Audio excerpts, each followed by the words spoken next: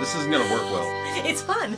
In this episode, we're going to begin landscaping and detailing a place in Fertile Valley called Dowling's Orchard. It's going to involve planting some trees, putting in some landscaping, building a paved road, and completely lighting and detailing the inside of a structure. It should be a lot of fun, and I invite you to join me on that journey. Hi, I'm Steve Brown, and welcome to It's My Railroad. If you've been with us for the last few weeks, you know that we just finished landscaping and detailing the upper part of Fertile Valley, a place we call Riley's Bend. And today we're going to start working on the orchard we've been talking about, which is the bottom half of Fertile Valley. We're going to begin first by putting in this road right here, and in just a minute I'm going to tell you why. But to kind of get you caught up, I went through and I cut in the base to put our orchard packing shed on. And I'm just going to take you through that really quickly, show you how I did it. Not much involved, but when it's done, we're going to jump right in to putting in that road. It's going to be a lot of fun, and it starts right now.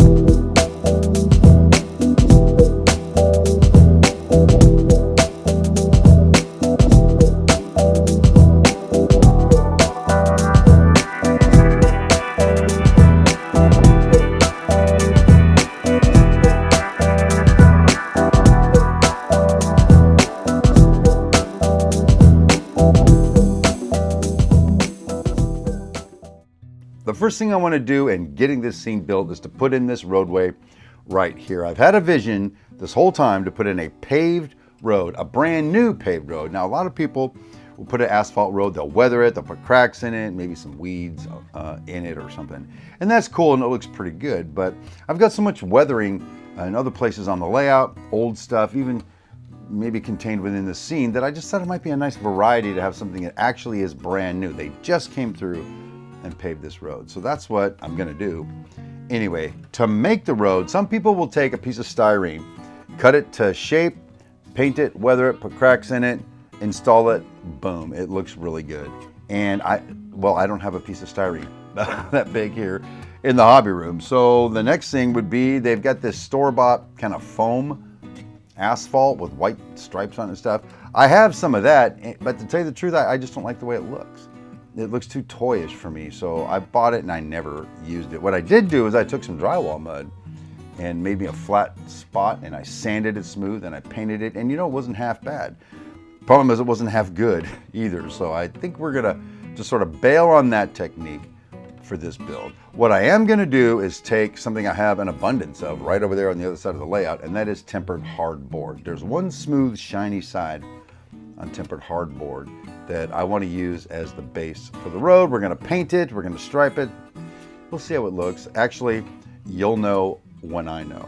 The reason I want to put the road in now is if you follow me along from the road all the way over to the orchard packing shed, you see the bed of that truck is sitting about 3/8 of an inch, maybe half an inch below the loading dock. Well, that obviously doesn't work, right? They're just going to drop oranges into the bed of this truck. I don't think that's a realistic to begin with, much less prototypical. So I need to raise that up, but I still need the terrain to blend in with this road down here, because this is the access the trucks use. So I already know that starting point down there by the orchard packing shed. I need a starting point or an ending point down here to tie it together nice and smooth, and then I'll tie the rest of the scenery in around the orchard packing shed after that. So to get started on all of that, I've put together two 11 by 17 pieces of paper. Now, you guys have seen me use paper to make a template out of before, and that's what I want to do right now to do this. It doesn't have to be exact, and I'll show you why as we move forward, but what I want to do is take this and lay it in here like this, right over where I want the road to go. And then it's kind of a simple matter of pushing it down to the bottom of this hill we have on the side. Again, I'm not looking for accuracy right now. I'm just looking to get a rough order of magnitude on where this thing is. Just run your hands along like that. And then off on the other side as well. Sort of scratch it with my fingernails. Oh, tore it a little bit. Well, that's okay. Again, this is only just sort of a temporary template.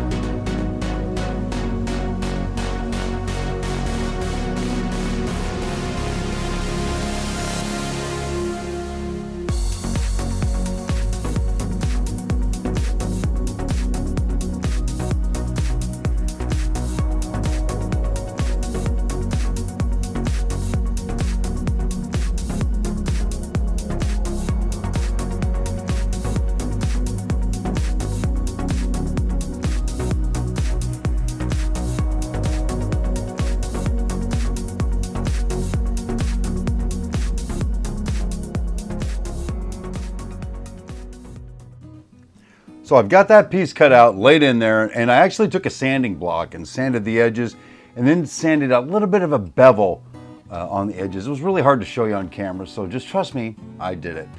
So that's in place. It's gonna sit kind of like you see it there.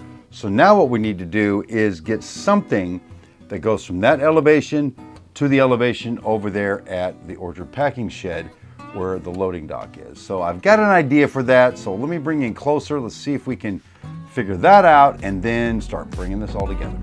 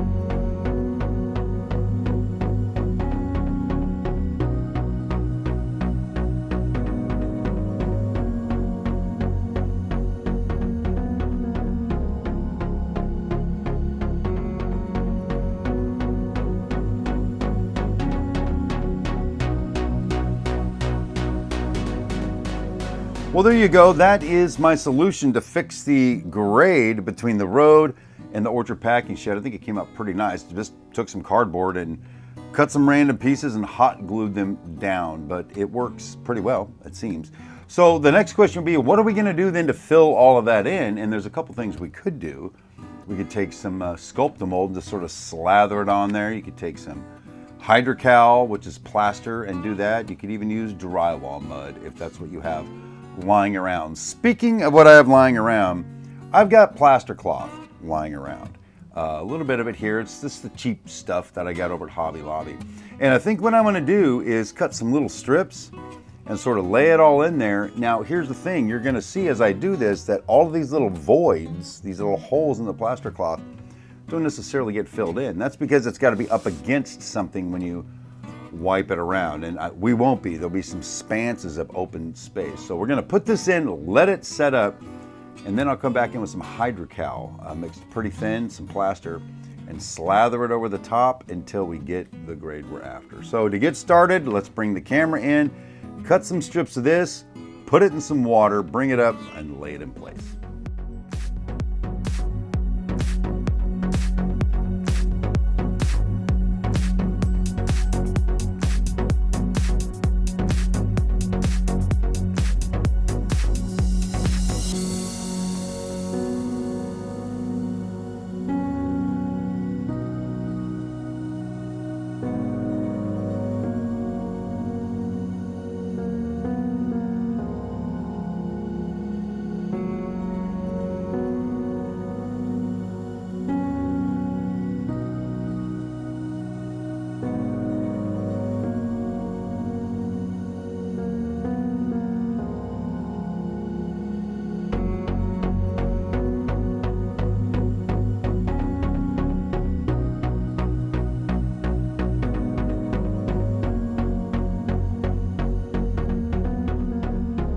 Well, that is the plaster cloth installation starting to really shape up in here. Great elevation over there at the orchard packing shed. But while this is still a little damp, we're going to go on to the next step, and that is we're going to apply this Hydrocal Plaster to the whole deal. We're going to mix it up in small batches, slather it on, fill in all these holes, and smooth out some of the transitions. It's going to look pretty good when we're done, I think.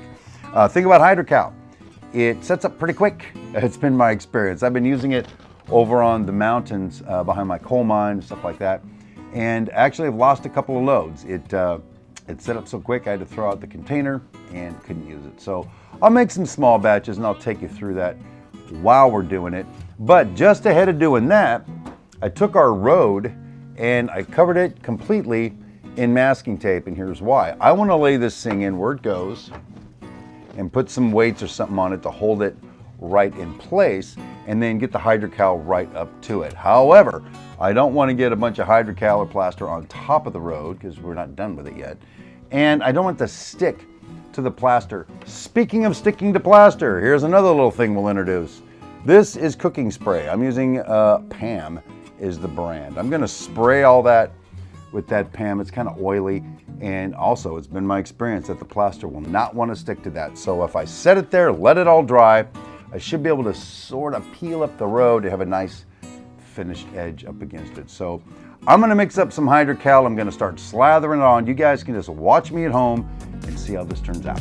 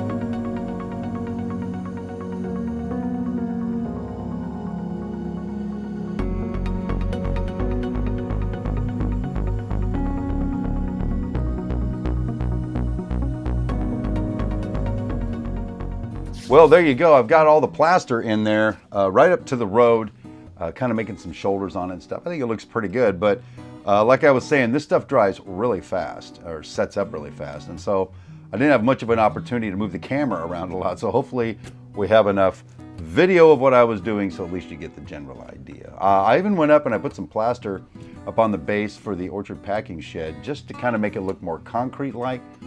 Clearly, we're not going to have it landscaped. We're just going to paint it concrete color. So I need to let this dry and then see if we can pull this road out of here to finish the road. Here's the problem. I put that PAM spray on there to keep the plaster from sticking, but the plaster's getting underneath it. I was wiping on it. I don't know how this is going to turn out.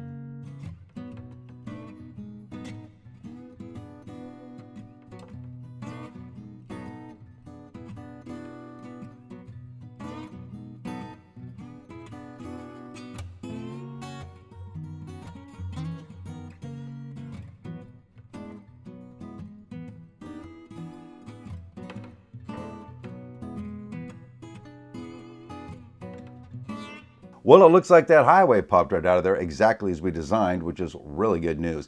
Next time we're going to turn that piece of tempered hardboard into something that looks more like a highway. We're going to go ahead and put some landscaping in around it, work our way up into Dowling's orchard, maybe even plant some fruit trees, and won't that be exciting? But that'll do it for this time. Thank you for joining me on It's My Railroad. I hope you had a great time watching the video. I had a ton of fun making it. And until next time, my name is Steve Brown. Rail on, my friends.